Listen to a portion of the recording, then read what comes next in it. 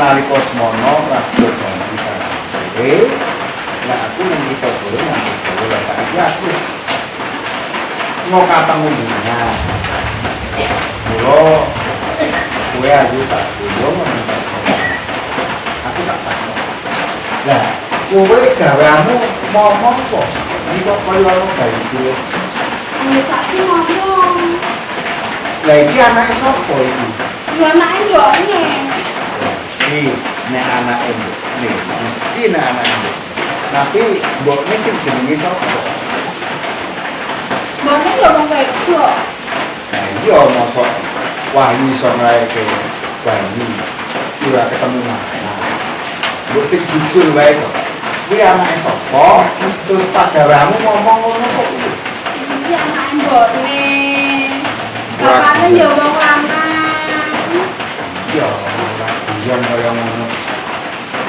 Aku ora guyon temenanan.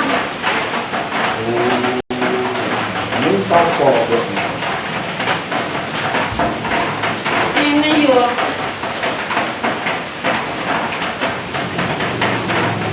Iya.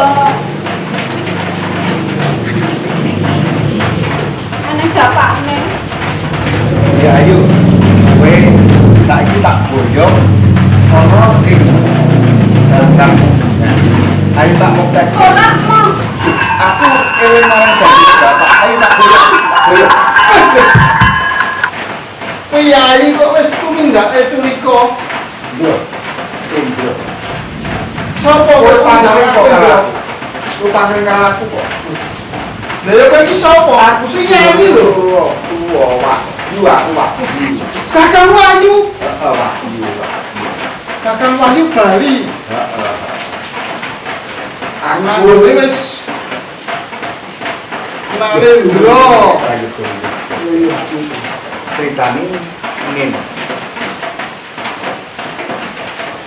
Nalika semono aku jauh kok. Eling jauh.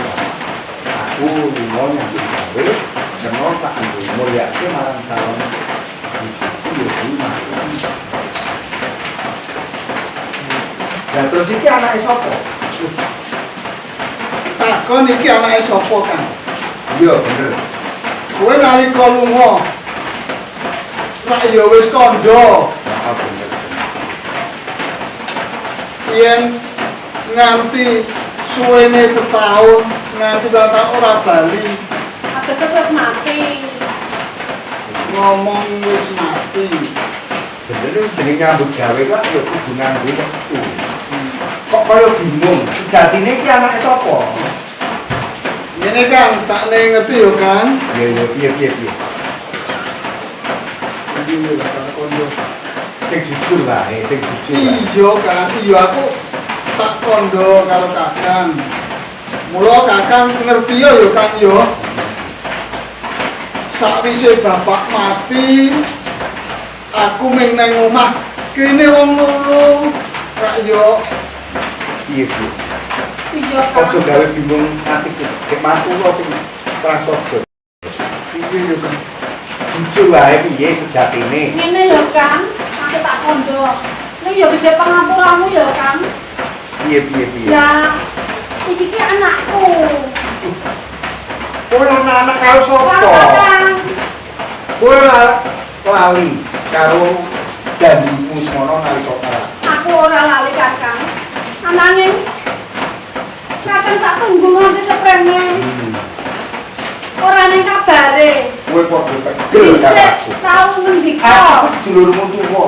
Kowe tegel-tegele karo calon Mbak Ayumu nganti anak-anak sing kaya mengkono. Ngene Kang, aku ora kok loke Kakang tegel nanging sakwise bapak mati aku urip nang omah kene ya mung wong loro. Bapak wis mati. Bapak wis mati. Wis muga-muga ditampa dening Gusti dikapura sak kampung bisa nebak. Iya.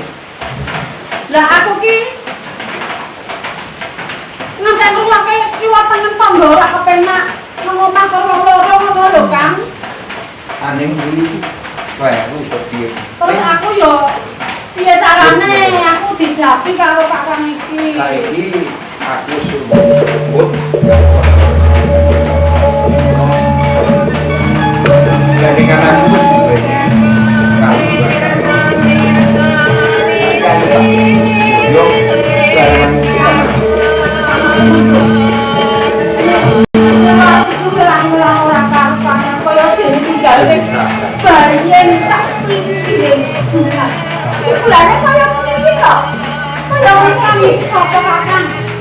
iki nek Nek njoki sapa? yo sing nggon gawean Lho kok piye? ketemu dunia aku suwe. Kakang Munggo. Yen dikane sing ditresnani yo ming aku. Tak sunyatane kula ana wanita iki. Iya to? Kok mantuk-mantuk? Iki niki ngeten niku. Nalika semanten kula saderengipun bidal pados kedamelan, estunipun kula menika sampun nate janji kalian Maryam menika calon bojo kula saged kula lajeng ndhawuh Maryam nanging yen kula sampun pikantuk kedamelan. Rumiyin Kakang Wahyu menika sampun janjian kalian kula.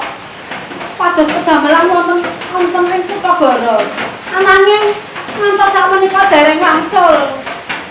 Ning ngaten niku menika malah sampun putra kalian adik kula punika. Ning aku ngerti lirike netramu yen to kowe ku durung ikhlasake ya to. Mbok ya saiki elingo sadar to. Nggih nggih nyuwun sewu. Maryam wis anak-anak karo sapa? Kalih em. Karo adikmu. Terus pundi? Nggih. Yen ditandengke karo Maryam nek ya sayu aku. Nggih. Aku sejak turun ning Kusuma. Yen kan malah Wong kiai kako kok kemak-kemek kok ora. kula ingin sampun dadak sedaya kelepatan menika wonten kula lajeng kula nyuwun pangapunten estu. Terus pundi menika? Kaya ngono. Nggih, nggih. Saiki prayogane Nggih, nggih. kabeh ayo padha nderek aku. Bukti wibawa ana ing katemundungan. Saestu menika. Ijo Maryam. Nggih monggo. Anggo saiki Monggo dheweake. Matur nuwun, Ibu.